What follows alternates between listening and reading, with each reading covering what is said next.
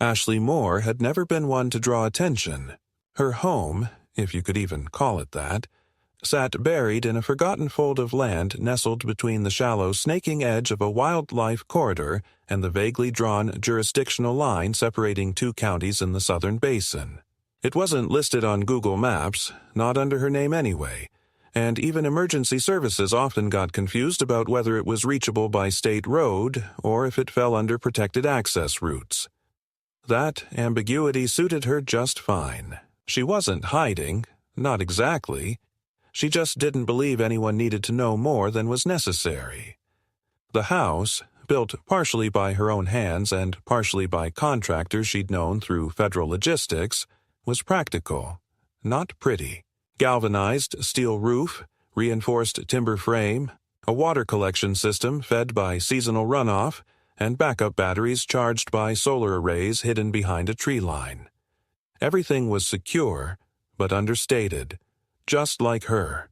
Officially, Ashley Moore was a field analyst with the Bureau of Interjurisdictional Land Oversight, a long name for a quiet division of the federal government tasked with monitoring and mediating the boundaries between state, private, and federally protected lands. She'd worked in zoning disputes, conservation buffer preservation, mineral rights audits, and environmental encroachments. Most people didn't even know that such a role existed, and those who did assumed it was all desk work. It wasn't. Her work took her everywhere. She'd spent 3 weeks sleeping in the back of a mobile unit in Arizona, hiking blighted forest perimeters in West Virginia, and documenting illegal aquifer taps in Texas. The only reason she'd taken the opportunity to occupy this parcel full-time was because the region had been flagged for long-term observation. Her posting was classified as dual purpose, analytical oversight and residential continuity. In layman's terms, she lived there because the land was politically and environmentally sensitive, and the Bureau preferred a human presence to keep the data grounded. Her nearest neighbors were 5 miles away and didn't ask questions. They had their land, their cattle, their silos, and their opinions, and she had hers. She kept to herself, occasionally nodding to passing trucks on the gravel road, but never attending community meetings or barbecues. No one thought much of it. She was the woman on the ridge, someone they assumed had money or secrets or both. None of them knew the coordinates of the camera pole hidden in the South Ravine, or that the sensors buried along the old fence line monitored wildlife migration and not trespassers. They had no idea that the shed marked on old maps was a data relay hub. They just saw a weather-beaten structure with blackout blinds and solar panels. Life out there was quiet, and the silence suited her. She liked being the observer, the one collecting pieces, not the one being seen. Her reports went up the chain once a quarter, clear, concise, and technical. She documented soil saturation, vegetation coverage, unregistered development markers, even flagrant runoff from amateur construction work deeper into the valley. Her job wasn't to punish, just to report. That was someone else's decision. It wasn't until mid-June that something shifted. It began small, as these things always did. A deep rumble of machinery in the valley at dawn. Not unusual, but closer than normal. Ashley had been finishing her morning notes when she heard it and paused, half expecting it to fade.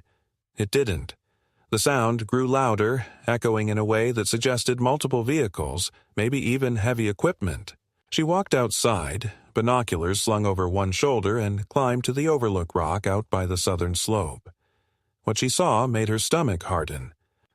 There were 4 trucks, unmarked but clearly contractors, backed up near the edge of what should have been non-developable land.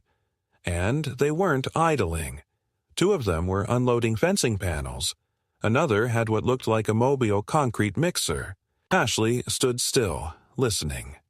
No signage, no flags, no survey markers that she could recognize from any state or federal mapping projects. At first, she thought it might have been a mistake. Maybe they'd gone off course. But then she noticed something stranger. A flatbed carrying signposts wrapped in black tarp.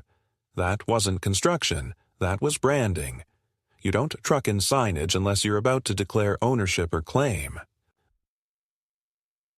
She turned back toward the house, calm but purposeful, and pulled out the secondary laptop she only used for administrative flagging.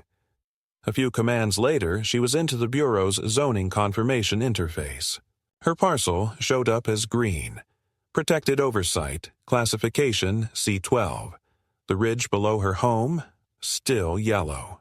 Still under dispute, still federally pending.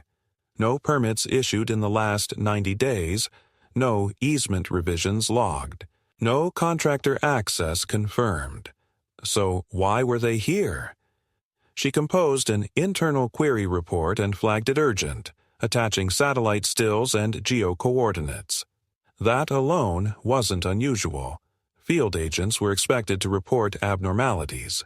What was unusual was what happened next. Less than 12 hours later, the fencing was in. Gates, posts, signage now unwrapped. It didn't say construction ahead or private development. It said something far more ominous. Community Zoning Phase 1A. Restricted Entry Pending Jurisdictional Clarification. The phrase was bureaucratic nonsense, but Ashley knew what it meant. It meant that someone was trying to buy time, and that time came with an expectation, namely that people like her wouldn't notice. By the next morning, another crew had arrived. They weren't contractors. These were representatives. 2 men, 1 woman, all wearing clipped lanyards with local county seal logos and business casual arrogance. The woman introduced herself as Karen Page, Director of Outreach for the Regional Land Development Association, and she didn't ask to come in.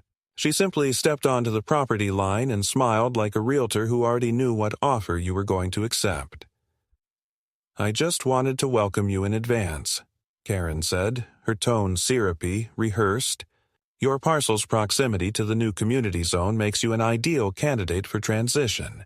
In a few weeks, this whole ridge is going to be part of something bigger. It's an exciting opportunity for integration." Ashley didn't move. "You're standing on protected land." Karen's smile didn't falter. "That's currently under review. In the meantime, we're offering relocation assistance to transitional occupants who may find the construction phase inconvenient." Ashley asked to see her paperwork.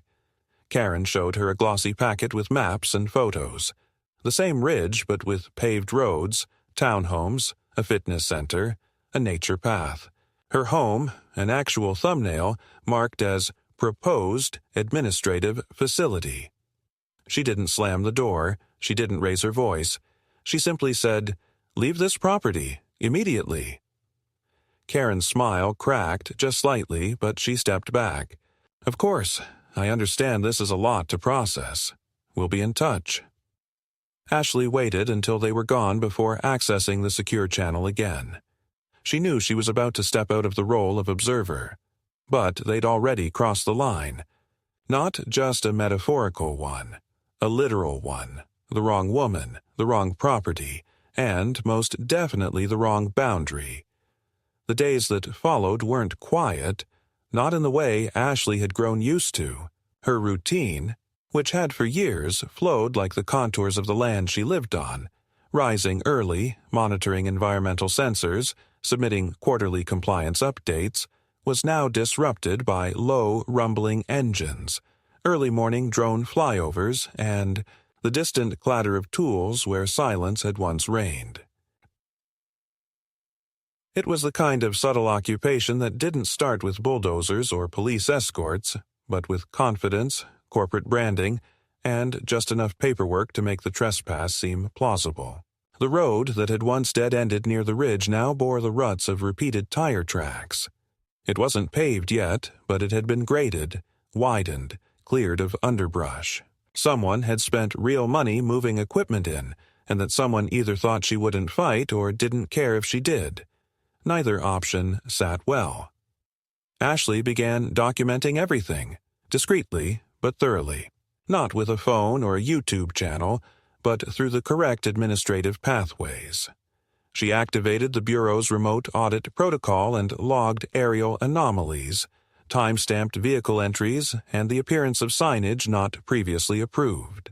None of this was particularly unusual in her world. She'd seen dozens of attempted land grabs in unincorporated zones. But what unsettled her was the precision. These people weren't sloppy.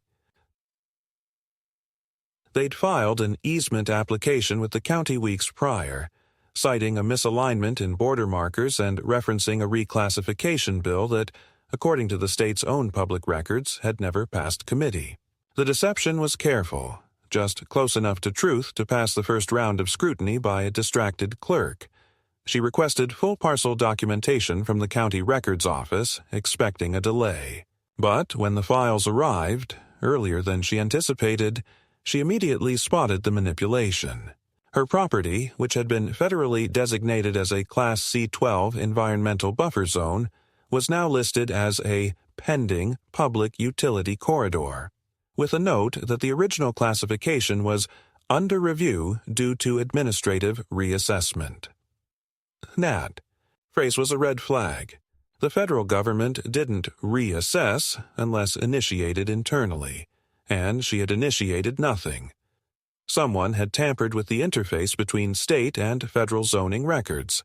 Someone with access. That level of cross-database alteration wasn't common. It wasn't even legal. The next morning, a certified envelope appeared at her gate, wedged neatly between the steel bars of the perimeter fence. She retrieved it without opening it immediately. Her instincts told her to document it first. The camera mounted near the gate had already captured the delivery, a courier van bearing the logo of a regional title management firm subcontracted for land transitions. She scanned the barcode and entered it into the Bureau's mail audit log, then opened the envelope.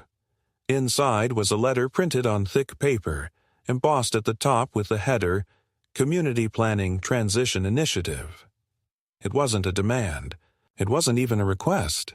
It was a polite, corporate-style notice informing her that due to administrative restructuring of land allocation in her zone, she would be eligible for voluntary relocation compensation. The language was vague, the tone detached. There was no accusation, no threat. But the implication was clear. Her presence was no longer expected or welcome. She composed a formal objection and routed it directly through the Bureau's Legal Alignment Division, flagging it as a boundary encroachment involving a Class C site. That designation alone should have triggered a freeze on all development activity within 5 kilometers. And yet, when she went out later that evening to check the old water line, she found a new stake planted along the ridge, bright orange, marked with fluorescent pink tape, and the initials RLD-P1. Exactly the kind used in pre-construction site mapping. They weren't even waiting for a response. The machines had moved in. They believed she had no leverage. They were wrong. Ashley didn't sleep that night. Not because of fear, but because of logistics. She went over everything she had submitted, cross-referencing timestamps, verifications, and internal routing IDs. Somewhere along the way, her authority had been undercut. Someone had deliberately created ambiguity around her jurisdiction, banking on confusion to smooth the acquisition. This wasn't just a mistake, it was a test. Someone was watching to see how she would respond. If she protested like a civilian, they'd file her away under disgruntled resident and ignore her. If she overstepped and acted without procedure, they'd use it as justification to escalate. The key was precision. She needed to stay within the framework of her authority, but make it unignorable. The next day, she submitted an activation order under Protocol 23-D, a seldom-used provision for rapid interagency coordination in disputes over protected boundaries. It wasn't something she invoked lightly. It meant the Bureau would be forced to acknowledge her location as critical infrastructure. It also meant auditors might arrive. Cameras might be installed. The land might be frozen for months, but that was the point. She needed the eyes of the system to turn back toward her corner of nowhere. And they did. A reply came within 48 hours, brief but telling. Protocol accepted. Field oversight being reestablished. Status pending. That was enough to trigger pause orders on all new construction within the disputed buffer. Theoretically. In practice, enforcement was slower. The following evening, as she drove back from the southern line to replace a damaged solar capacitor, she saw headlights waiting at the base of the hill, an idling SUV parked just outside her fence. She stopped her truck, engine still running, and got out. 2 men stepped forward. Not law enforcement, not inspectors, contractors. Not muscle, exactly, but not administrative either. The kind of men who deliver messages by standing too close, speaking too slow, and pretending their presence is friendly. One of them introduced himself as a rep from the Development Oversight Team, but offered no card. He gestured vaguely toward the valley and said something about progress being inevitable and working out a solution before it gets ugly. She didn't answer. She stared until they got back in the vehicle and drove off. Nothing illegal had been said. Nothing actionable. But it was clear this was no longer just bureaucratic maneuvering. That night, her perimeter lights triggered 3 times between midnight and 4 a.m. No animals, no storms. Just motion. Too brief to capture faces, but long enough to register footprints in the clay by morning. She logged it all. Quietly. Without panic. But the tone had changed. What began as paper had become presence. And Ashley knew better than most. Presence was a precursor. Not to negotiation, but to displacement. Ashley woke early. Not because her internal clock demanded it or the weather stirred her, but because her dog, Briscoe, barked in a sharp, low tone she hadn't heard in years. He didn't bark for deer or the occasional coyote howl. He only barked when someone was on the property, not near it, on it. By the time she pulled on boots and stepped outside, the fog had already begun lifting in the gullies, the sky painted faint gold behind the trees. She didn't see anyone at first, but Briscoe stood alert at the east fence line, ears forward, tail rigid. She followed his gaze, scanning for motion, but saw nothing. Still, her gut told her they'd been there. She circled the property perimeter, checking for disturbances, and didn't have to go far. Near the southeast corner of the fence, hidden behind a brush pile, she found a small plastic marker driven into the dirt. It wasn't a flag or construction stake, but a geotag, one of those passive digital locators used in commercial surveying. The kind that logged GPS data when scanned with proprietary equipment. This wasn't municipal work. This was private, unauthorized, covert. It confirmed what she already suspected. The pause order issued under Protocol 23D had been ignored. Someone was continuing the advance, just in a quieter format. She returned to her desk and filed another escalation report, attaching high-resolution photos of the marker and a brief commentary noting its absence from any registered survey work. She also submitted a formal request for site verification, asking the Bureau's remote validation team to dispatch a mobile unit. That would take time, she knew. Weeks, possibly. In the meantime, she updated the property logs and began mapping out contingency access routes in case the main road was blocked or intercepted. It wasn't paranoia, it was preparedness.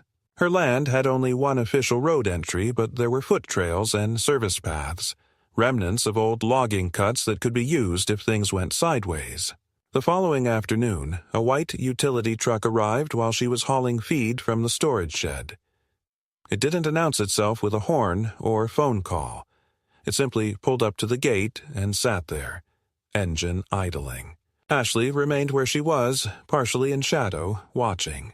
The truck bore no county insignia, no recognizable utility logo, just a faded magnetic panel that read, Ridgeway Development Solutions. After several minutes, a man in a yellow safety vest exited the vehicle and walked up to the gate. He didn't call out or knock, just studied the lock mechanism and snapped a photo with his phone. Then, without so much as a glance toward the house, he returned to the truck and drove off. She waited until nightfall before checking the cameras. Sure enough, his behavior matched her suspicion. He wasn't inspecting for infrastructure maintenance. He was documenting, taking reference shots for either an encroachment plan or a visual argument for land devaluation. That tactic wasn't new. Developers sometimes used negligence as a pretext to force assessments. But they had picked the wrong subject this time. Ashley's property wasn't a neglected outpost. It was maintained, reinforced, and coded into a federal system that required quarterly environmental reports. Everything had timestamps. Everything was on record. Still, it wasn't enough to be right. You had to show your work. And so she began building a file, not just for the Bureau, but for herself. She labeled it Deliberate Provocation, Phase 1, and included timelines, satellite overlays, parcel history downloads, vehicle sightings, and external contractor names. She started printing backup hard copies and storing them in fireproof storage. Digital could be corrupted. Paper could burn, sure, but at least it left smoke. 3 days later, the next move came not on the ground, but through the mail. A registered letter, this time from the county zoning board itself, informing her that a challenge to current land status had been filed by an undisclosed petitioner. The phrasing was deliberate, evasive. The letter did not state that her land was under violation, nor that any development had been approved, but it said that a conditional review was underway, and that any improvements or modifications she made to the property during that time could be considered non-compliant with pending regulatory updates. That was their way of saying, don't build, don't touch, don't fight, because whatever you do now, we may undo it later. It was a freeze, not by court order but by bureaucratic suggestion.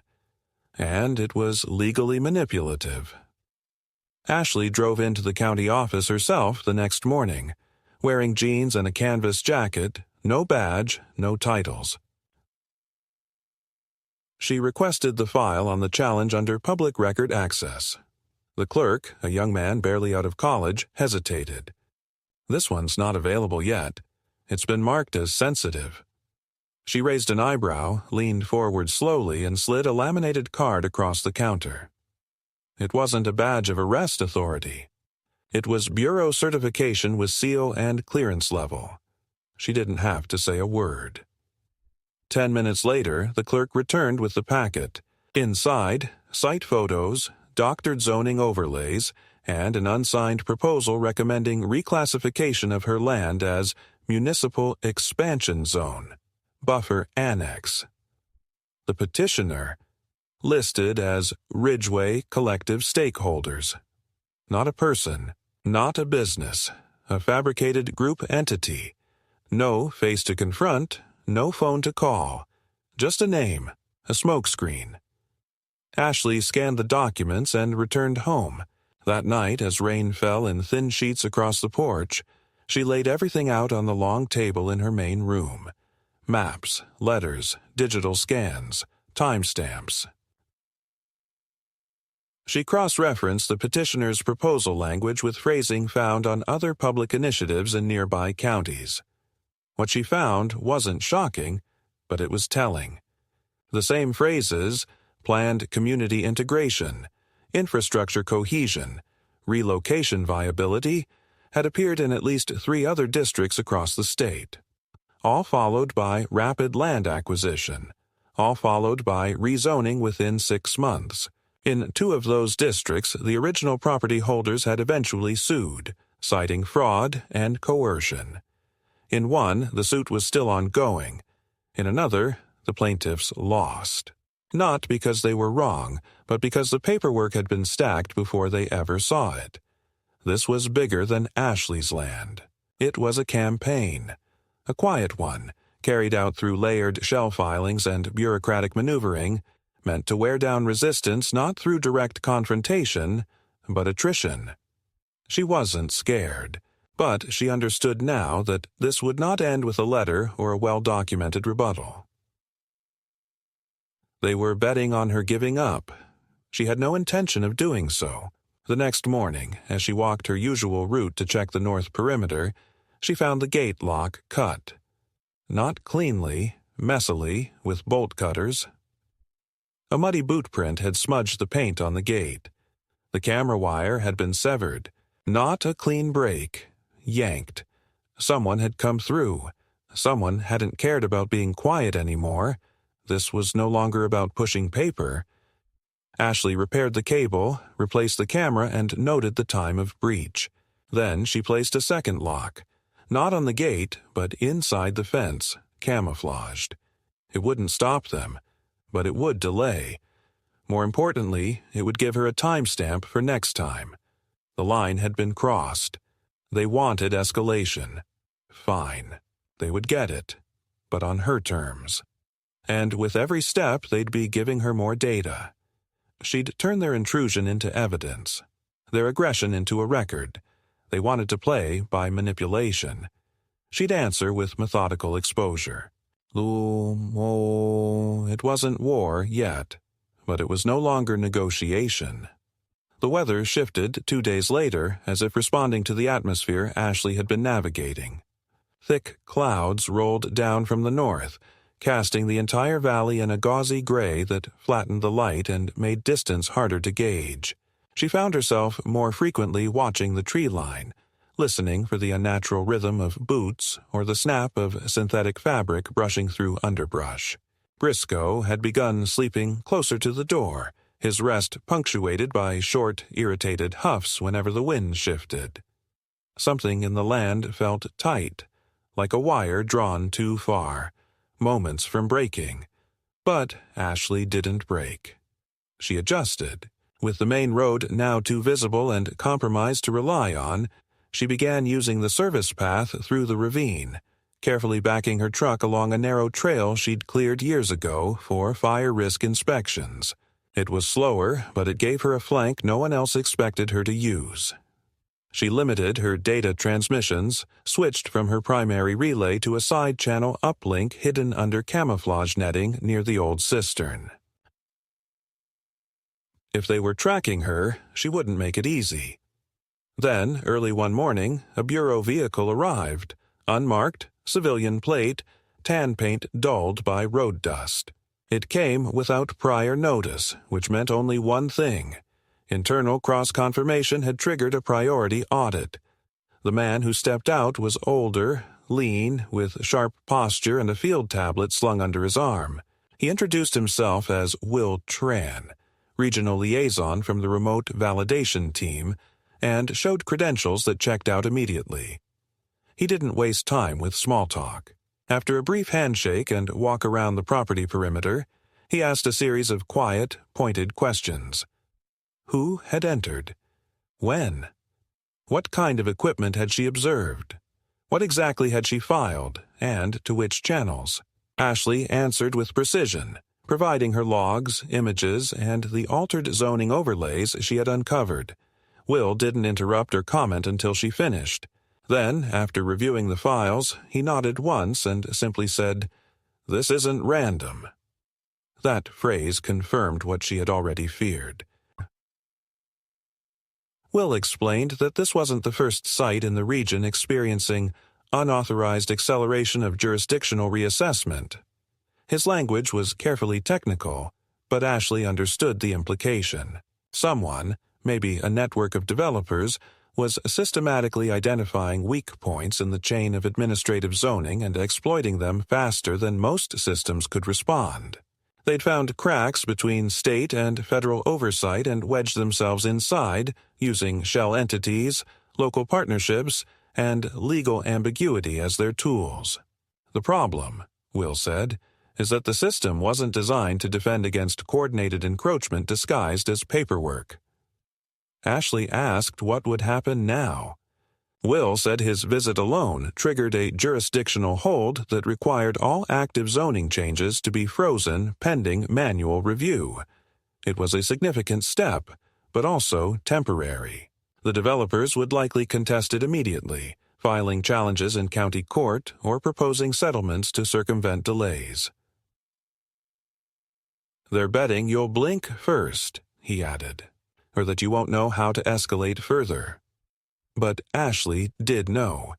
With Will's help, she prepared a formal directive response summary, a document that would trigger a joint agency review, pulling in legal departments from multiple branches. It wasn't immediate enforcement, but it was a spotlight. It meant the process was no longer isolated or quiet. It meant someone higher up would now have to explain why a protected boundary was being treated like unclaimed land. After Will left, Ashley didn't feel relief. She felt exposed. His visit, while validating, also confirmed the scale of what she was up against.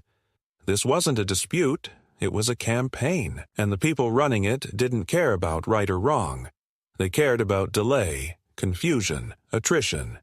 Her perimeter sensors, which had once been quiet for weeks at a time, now triggered nightly.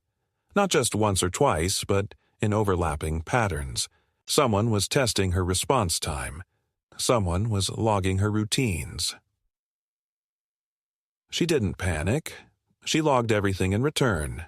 Then, 3 nights after Will's visit, the power cut out. It wasn't the grid, it was her system. The solar backup, the batteries, the inverter, all tripped. Someone had either tampered with the ground lines or introduced a targeted surge. She moved quickly, resetting manual switches, rerouting low-power systems to auxiliary relays, but the damage was done. For 6 hours, her systems were dark, cameras offline, sensors dead, and in that window, they came. When power returned, she scanned through the system logs.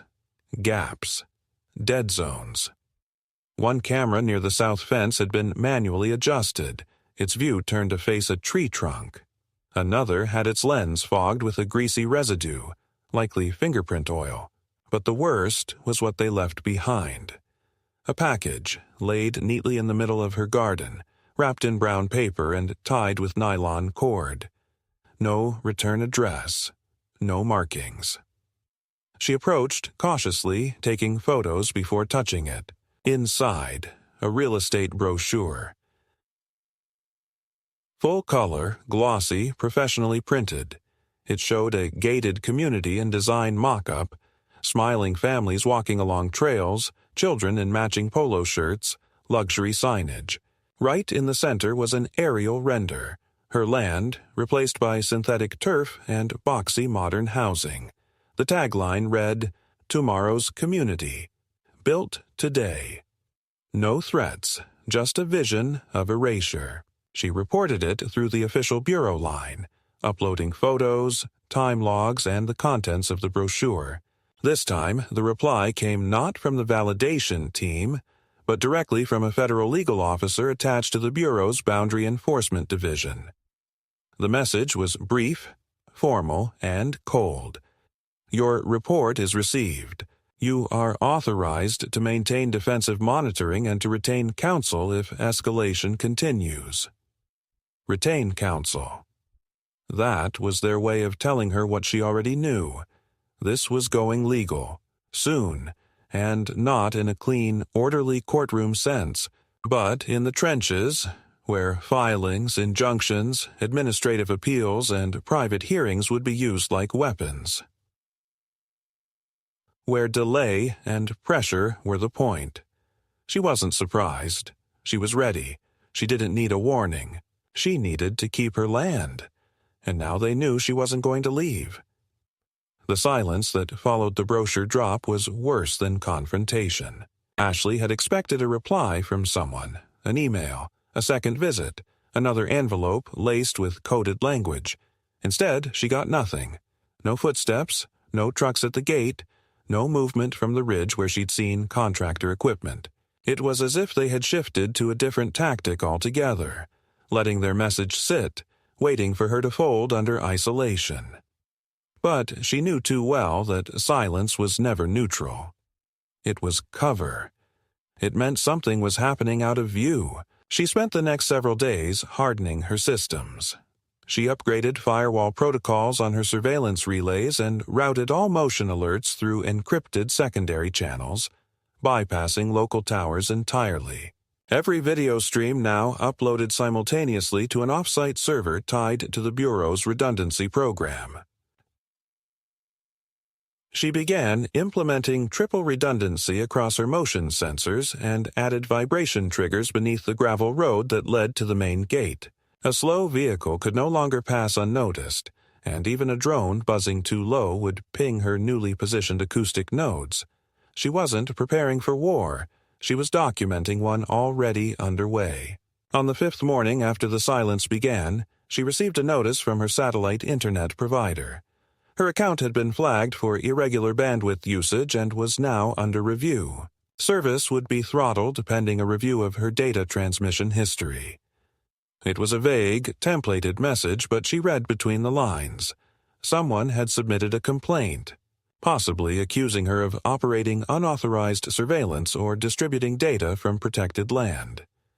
It was a subtle attack, one she couldn't directly contest without showing her hand too far. She responded formally, citing her clearance and demanded service restoration. But the disruption confirmed her suspicion. They were tightening the circle, cutting off access not by force but by regulation. By now, her name had undoubtedly surfaced in more than one internal email chain. Someone high up had marked her as an obstruction, a liability to be managed, delayed, or coerced into concession. What they didn't account for was that Ashley had no intention of negotiating. She began gathering all of her documentation into legal briefs, preparing for the inevitable. A former Bureau counsel contact she trusted, Noah Whitmore, agreed to take a preliminary look. Within 48 hours, he called her on an encrypted line and spoke in a tone she hadn't heard since the aftermath of the Brimstone Ridge audit, a tone reserved for land disputes with deep roots and dangerous players. He said, "They've done this before. Twice. Maybe more, but not against someone with federal eyes." He explained what he had found. Shell corporations layered 5 deep, each one tied to a different jurisdiction. The top layer was a public benefit corporation registered to a post office box in Oregon. Below that, a development fund headquartered in Nevada. Beneath that, a real estate trust in Delaware. All of them were technically legal. All of them were designed to shield the real source. And behind it all, he'd found connections to a regional infrastructure initiative that had been lobbying for green corridor redevelopment along multiple federal-adjacent properties. They were pitching it as sustainable growth. What it really was, he said, was a sanctioned land grab dressed in environmental PR. Ashley didn't waste time reacting. She responded with action. She authorized Noah to prepare an injunction request, one that would, if granted, halt all commercial activity within a 5-mile radius of her coordinates under the pretense of a federal jurisdictional dispute. It was aggressive. It would spark a counter-response, but it would also shift the battlefield into the open. That same day, she received a formal delivery, hand-signed by a local magistrate, summoning her to a zoning compliance hearing, scheduled to occur within 10 days. It wasn't a court order. It was an invitation with teeth. If she refused to attend, the board could label her property unresponsive and potentially greenlight conditional use permits for temporary construction. She showed the document to Noah, who confirmed what she suspected. It was a trap. The hearing wasn't real, not in any judicial sense. It was a manufactured proceeding orchestrated to create the illusion of due process. "They want a record that you were offered a seat at the table and refused it," he warned, "so they can say they did everything properly when they bulldoze your road." Ashley decided to attend, but not on their terms. She contacted the Bureau's Oversight Division and formally requested that her presence at the hearing be accompanied by a federal observer. They initially balked, citing resource limits, but when she submitted her logs and digital evidence, including the surveillance blackout and brochure drop, the tone shifted. Within 24 hours, she received authorization to be shadowed by a compliance agent from the Department of Environmental Boundary Management. On the day of the hearing, Ashley arrived in a civilian truck, dressed plainly, without insignia or pretense. She walked into the municipal hall with a portable hard drive and a bound copy of her reports. The room was small, paneled in faded wood, with a dozen chairs filled by officials and local observers pretending to be impartial. Karen Page was there, seated confidently beside a man who introduced himself as counsel for the Ridgeway Collective. Ashley noticed his tie was twisted backward and his shoes too polished for local terrain. He was a plant, brought in from out of town. The hearing proceeded with the usual pageantry. Opening statements, zoning maps projected on outdated screens, vague language about transitional zones, and administrative fluidity. When it came time for Ashley to speak, she did so without rhetoric. She stated the facts, presented the overlays, the boundary designations, the breach records. She offered no editorializing, no emotion, just proof. When she finished, the compliance agent accompanying her stood and spoke into the record, confirming that Ashley Moore was under federal designation and that any action taken without final confirmation from Washington would constitute jurisdictional interference. The room shifted, not visibly, but in energy. The opposition realized they had overstepped. They would not be bulldozing anything today. But victory, if it could be called that, was brief. That night she returned to her home to find her southern boundary line stripped of its posts. Not just knocked over, removed, holes filled, ground flattened, as if they had never existed. She walked the line, her flashlight beam cutting across freshly disturbed soil, and realized this was the real answer. When they couldn't win in the room, they struck the land. It was their language. Territory, alteration, denial. Not words, but erasure. She filed a direct incident report to Federal Land Security and attached live drone footage she'd managed to capture. Then, knowing the message wouldn't be enough, she requested immediate physical assessment of her boundary. A rare move that would bring surveyors from 2 agencies and lock the coordinates into federal record with new precision. 2 days later, they arrived. Not with fanfare or warning, but with tripods, scanners, boots in the dirt. They measured everything. Every tree, every fence post, every deviation from the official grid. The data they logged would become law. But more than that, it would become ammunition. That night, a truck passed her gate slowly, once, then again an hour later. No lights, no engine rev, just presence. Ashley didn't move. She didn't turn on the floodlights. She watched from the dark, hand steady on the rifle she kept only for real threats. They didn't stop. They didn't need to. They'd made their point. So had she. She wasn't leaving. And now they'd drawn a boundary they couldn't walk back over. Ashley had long ago learned that escalation in land conflict never came with smoke or fire. Not at first. It came with silence in the right places and pressure in the wrong ones, with a calculated withdrawal of support by systems that had once worked quietly in your favor. After the hearing and the federal surveyor visit, she noticed subtle shifts that confirmed her position had moved from inconvenient anomaly to direct obstruction. Her routine bureau correspondence began to slow. Requests that once received same-day responses were now met with delays or vague acknowledgments. Her usual data upload pathways were randomly throttled, and scheduled maintenance on infrastructure relays near her zone was suddenly prolonged, due to reallocation of field resources. The message was clear. Someone was pulling strings to isolate her again, but now from within. She adjusted. She always adjusted. But when her federal backup quietly stepped back, The private pressure returned with new confidence. One evening, while repairing the east windbrace on her roof, Ashley spotted a flash of reflected glass behind a ridge of trees. Too high and too far back for a hunter, too steady for an animal. It held position for nearly 20 minutes. She took photos and sent them directly to NOAA and the Bureau, logging the coordinates.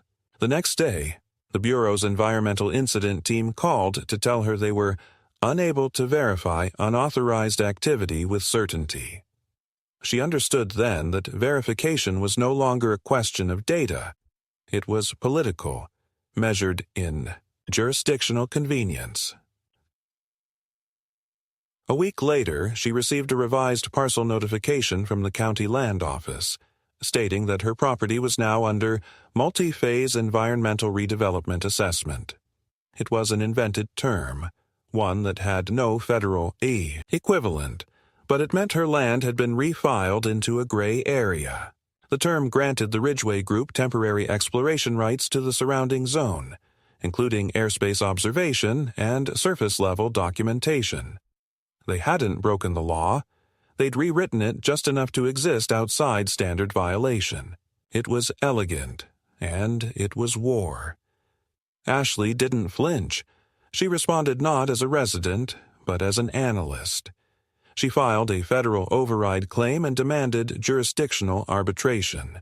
At the same time, she sent a formal letter to the Ridgeway legal office, warning that continued ground intrusion or unauthorized surveillance would be prosecuted under Title 18 of the U.S. Code regarding obstruction of a federal monitoring station. This wasn't a bluff. Her station designation still held weight, and her evidence trail was meticulous.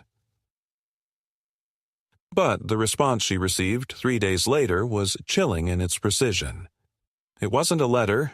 It wasn't even legal. It was a message left on her access panel by the northern fence, a laminated sheet of paper with nothing but a single sentence, typed in a sterile font. You are the only thing between them and progress. No name, no signature, just a statement, placed at eye level, waiting to be found. She showed it to NOAA, who reviewed it and went silent for a full minute before saying, "This isn't strategy anymore. It's control." He advised her to leave for a few days, relocate temporarily while the arbitration process began to churn through Washington. But Ashley refused. If she left, even for a moment, they would document her absence as abandonment. And in this kind of war, presence was power. Instead, she hardened her perimeter again, added passive barriers at choke points, redirected water flow from the natural spring to reduce road stability. She wasn't just defending her land, she was shaping it against invasion. Her systems were now automated to back up every 2 hours. Redundant camera feeds streamed to both local storage and a protected server monitored by NOAA's legal tech team. She initiated a new monitoring contract with an independent ecological survey group under a federal grant name, outsourcing defense by proxy through environmental science. But then came the breach. It was subtle, almost clinical. A patch of her soil sensor grid along the western fence went dark. No alarms, just quiet. When she investigated, she found a square of land nearly 2 meters across, soil displaced then recompacted with military precision. Beneath it, buried 5 inches under, was a new sensor, one not hers, tagged with a private network signature. It was transmitting. She documented it, removed it, stored it in a Faraday container, and filed a report with digital forensics. But she didn't wait. That evening, she drove down to the regional satellite office and delivered the device by hand to a contact in boundary enforcement. By morning, the Bureau had launched a technical intrusion investigation. They didn't say it outright, but she read it in the subtext. They were scared. The device had federal protocol signatures spoofed to appear internal. Someone had access not just to the land, but to tools that mimicked federal oversight. This wasn't local corruption. This was systemic breach. Then, 2 nights later, came the culmination. A controlled brush burn, coordinated without announcement, was initiated less than a mile south of her property line. She saw the smoke before she smelled it, the flames licking upward against the distant sky like signals of advance. By the time she got a response from the local forestry bureau, the fire had already been contained on paper. But the burn perimeter had extended dangerously close to her land, and the heat damage to the soil sensors along her border rendered half of her monitoring field inert. Ashley knew this wasn't incompetence. It was a warning, a show of reach. Fire had always been the language of dominion, of forced change. You burn what won't move. She didn't retreat. She filed damage reports with exacting detail, cross-referenced drone surveillance with satellite data, and attached flame pattern overlays to show unnatural spread. She contacted the Bureau's Wildfire Assessment Unit and demanded an independent audit, linking the burn perimeter to previously filed development interest zones. They would take weeks to respond, but the audit would now live on record, time-stamped and immutable. At dawn, she sat on her porch, Briscoe by her side, watching as the haze settled over her valley. There were no trucks, no letters, just a stillness that felt more loaded than any threat. But she had seen it coming. She had been cataloging it since the first signpost appeared, since the first falsified zoning map. They thought she was a boundary problem. They hadn't yet realized she was the boundary, and if they came again, they'd no longer be crossing lines. They'd be trespassing in history. The smoke took 3 days to clear completely, but Ashley didn't wait for clarity to act. While ash still settled along the ridgelines and heat shimmered faintly over blackened tree stumps near her western line, she initiated the final phase of her documentation sequence. It wasn't defensive anymore. It was offensive, strategic.